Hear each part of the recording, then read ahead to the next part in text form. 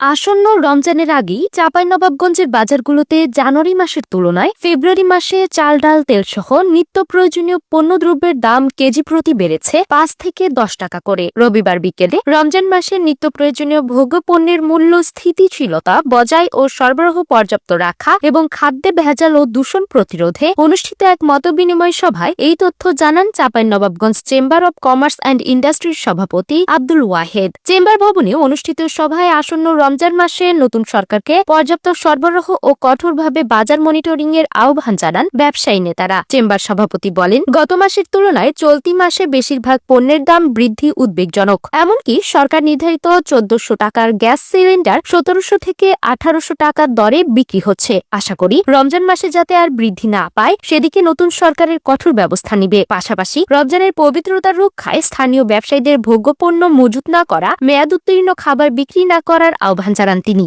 এছাড়াও বিদেশ থেকে আমদানি নির্ভর পণ্যে রমজান মাস উপলক্ষে শুল্ক কমানোর দাবি জানান তিনি।